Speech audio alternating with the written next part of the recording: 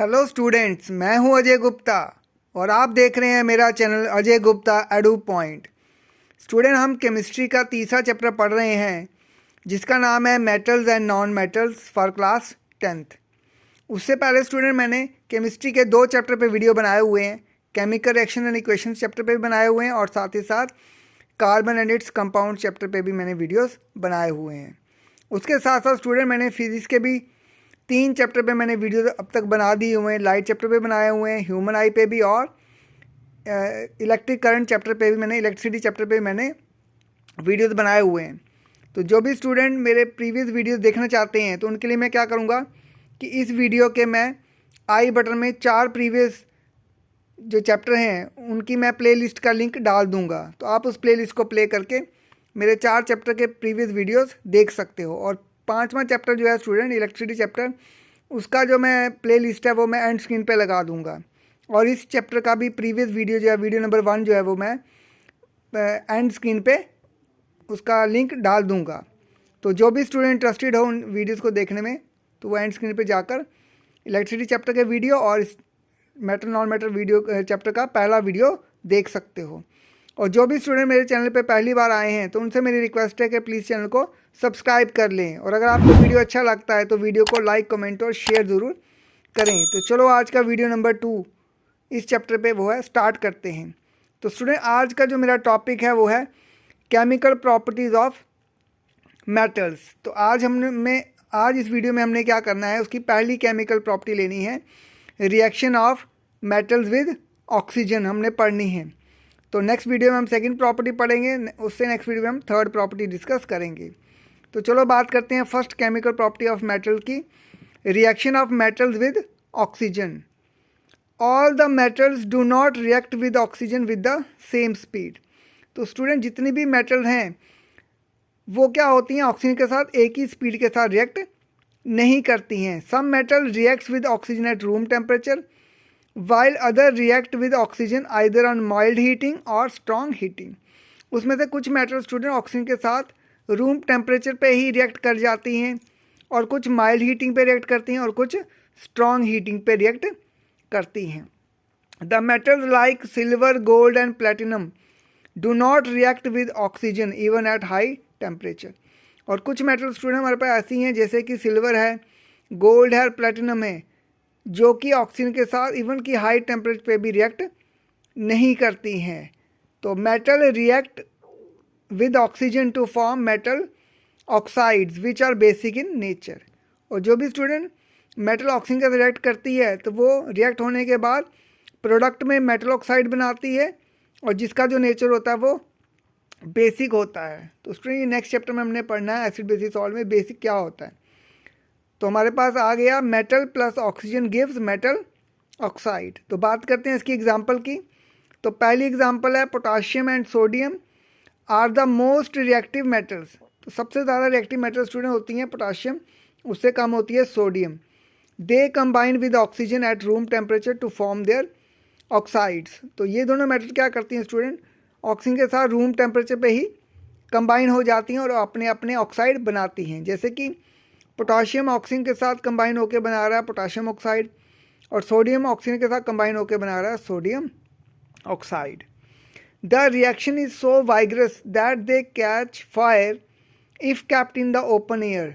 That's why potassium and sodium metal are always kept under kerosene oil. तो student ये जो reaction होती है इतनी सडन होती है, इतनी फास्ट होती है कि इसमें क्या होता है कि आग लग जाती है। कि अगर हम क्या करते हैं कि ये जो सोडियम और पोटाशियम मेटल अगर इसको हम ओपन एयर में रखें तो इसमें बड़ी जल्दी आग पकड़ लेती है। इसलिए हमें क्या करना पड़ता है, सोडियम और पोटाशियम मेटल को हमेशा केरोसिन ऑयल में रखा जाता है। तो ये चीज़ स्टूडेंट इंपॉर्टेंट है और ये ध्यान में रखने वाली है। आप प्लीज़ इसे नोट कर लें कि पोटाशियम और सोडियम मेटल ऐसी मेटल है जिनको कि हम केरोसिन ऑयल में रखते हैं। ये वेरी शॉर्ट, ये MCQ में भी कभी कभी पूछा जा सकता है। तो नेक्स्ट एग्जाम्पल की बात करते हैं। Magnesium, aluminium, zinc and lead also combine with oxygen of air at ordinary temperature. However, the reaction is much slower than that of sodium and potassium. तो स्टूडेंट जो एलिमेंट्स हैं या मेटल्स हैं, magnesium है, एल्यूमिनियम है, zinc है, lead है, ये भी ऑर्डिनरी टेम्परेचर पे रिएक्ट कर जाती हैं ऑक्सीजन के साथ, लेकिन इनकी रिएक्शन सोडियम और पोटाशियम के कंपैरिजन में थोड़ी सी स्लो होती है। तो ये भी रिएक्ट करके ऑक्सीजन के साथ क्या करते हैं, अपने अपने ऑक्साइड बनाते हैं। मैग्नीशियम ऑक्सीजन के साथ कंबाइन होकर बना रहा है मैग्नीशियम ऑक्साइड, एल्युमिनियम ऑक्सीजन के साथ कंबाइन होकर बना रहा है एल्युमिनियम ऑक्साइड, और जिंक ऑक्सीजन के साथ कंबाइन होकर बना रहा है जिंक ऑक्साइड। नेक्स्ट रिएक्शन की बात करते हैं। Iron combines with oxygen of air at high temperature to form magnetic oxide. अब स्टूडेंट जो आयरन मेटल है ये ऑक्सीजन के साथ कंबाइन होती है लेकिन हाई टेम्परेचर पे होती है, यानी कि इसको काफ़ी ज़्यादा हीट करना पड़ता है, और ये बनाती है मैग्नेटिक ऑक्साइड। तो मैग्नेटिक ऑक्साइड का स्टूडेंट फॉर्मूला होता है Fe3O4, और ये जो है वो कॉम्बिनेशन है FeO प्लस Fe2O3 का। FeO जो है स्टूडेंट उसको हम बोलते हैं फेरक्स ऑक्साइड, और Fe2O3 है वो हमारा है फेरिक ऑक्साइड है। तो इसकी जो रिएक्शन है वो है iron plus oxygen, Fe plus oxygen give Fe3O4, और बैलेंस करने के लिए हमने Fe के साथ 3 लगाया और ऑक्सीजन के साथ हमने 2 लगाया हुआ है। नेक्स्ट आ गई हमारे पास copper on heating in air for a long time covered with a layer of black coloured copper 2 oxide. तो स्टूडेंट कॉपर को जब हम काफ़ी लंबे समय तक हीट करते हैं तो उस पर क्या होता है कि ब्लैक कलर की लेयर चढ़ जाती है कॉपर मेटल के ऊपर, और वो जो लेयर होती है वो कॉपर 2 ऑक्साइड की होती है, यानी कि कॉपर ऑक्साइड की होती है। और 2 जो है वो उसकी वैलेंसी है कॉपर की। Copper plus oxygen prolonged heating हो गया स्टूडेंट कि लंबे समय तक हमने उसको हीट करना है, फिर वो कॉपर ऑक्साइड में कन्वर्ट हो जाएगा, जिसका जो कलर है वो ब्लैक है। तो स्टूडेंट ये आपने कलर याद रखना है, इसका कॉपर ऑक्साइड का कलर होता है ब्लैक। अब बात करते हैं नोट की।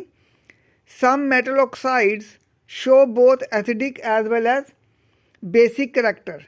Such metal oxides which react with both acids as well as bases to produce salts and water are known as amphotic oxide.